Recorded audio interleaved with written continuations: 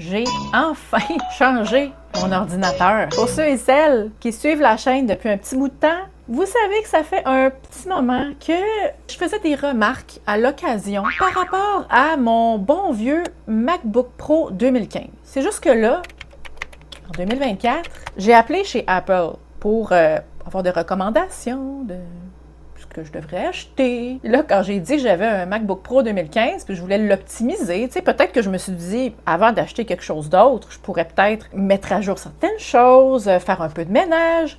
Et là, la personne au service, très excellent service d'ailleurs, téléphonique chez Apple, m'a dit, tu sais, madame, there's so much we can do with a vintage computer.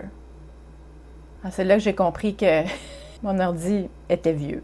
Je vais être honnête avec vous, là, faire du traitement de la photo 2 fois sur 3, Photoshop refusait d'ouvrir parce que j'avais pas assez de gigs de RAM de disponible pour qu'il fonctionne. Oui, tu viens-tu nous voir? Tu fais? Bien? Mais oui. Bonjour, Cléo. Toi, là. Hein? Et on va te remettre par terre. C'est pas parce que j'avais des applications à pu finir qui prenaient toute la place dans mon ordinateur. Tu fais tes griffes, Léo? C'est qu'au fil des années, il y a tellement de petits fichiers puis d'informations qui sont comme imprégnés dans l'ordinateur, dans le fameux dossier Other. Est-ce que vous savez de quoi je parle? Le fameux dossier Autre, qu'on ne peut pas accéder à ce dossier-là. J'avais 250 gigs de mémoire sur l'ordinateur, dont 166 gigs étaient occupés par le fameux dossier Autre. Donc là, on a beau faire le ménage dans les applications, mais une fois qu'on a le strict minimum, j'avais à peu près 20 gigs d'applications. Je ne pouvais pas enlever ce que j'avais besoin pour travailler. Bref, tout ça pour dire que j'ai changé d'ordinateur et que je me suis acheté un Mac Studio M2. Là, avec ça, je pense que je vais être correct pour une couple d'années. Mais je vais vous dire, c'est un petit peu comme un cadeau empoisonné. Parce que là, dans ma tête, je me disais, je vais brancher ça sur mon système NAS dont j'ai parlé toute l'épopée dans une vidéo précédente. Mais non, ça ne fonctionne pas comme ça. Parce que quand on utilise du vieux matériel désuet depuis déjà quelques années, il y a une mise à jour à faire.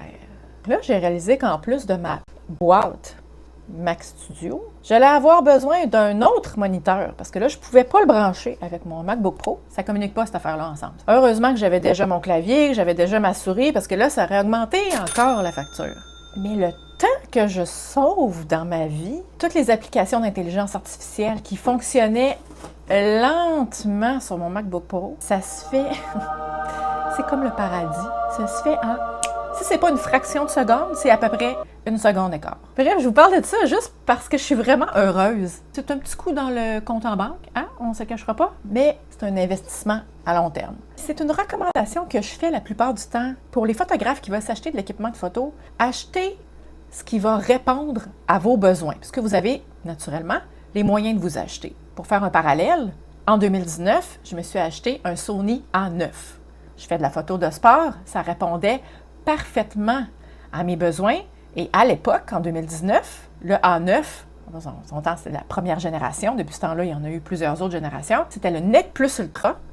Puis encore, aujourd'hui, c'est le boîtier que j'utilise et qui répond toujours parfaitement à mes besoins.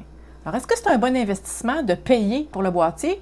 Moi, je vous dis avec certitude, oui. Est-ce que ça fait mal au compte en banque à ce moment-là? Oui, puis je sais que ça va être la même chose avec mon Mac Studio. C'est l'histoire de ma vie ces derniers temps, que c'est excitant. Je serais curieuse de savoir, vous, est-ce que vous travaillez en Apple ou êtes-vous en PC? Êtes-vous, comme moi je l'étais il n'y a pas si longtemps, avec des dinosaures? Puis vous trouvez le moyen de faire fonctionner ça avec vos logiciels? Ou est-ce que vous êtes du genre à vous mettre à jour régulièrement, à avoir le dernier équipement sur le marché? Je vous invite à mettre un petit mot en commentaire, votre petit grain de sel, votre expérience personnelle par rapport aux ordinateurs. Si jamais vous avez manqué mon épopée par rapport à la compatibilité entre mon disque dur de robot et mon nouveau Mac, oui, exactement. Léo vous fait dire, allez voir la vidéo juste ici. Je vous souhaite une super belle semaine et on se dit à mercredi prochain. Bye!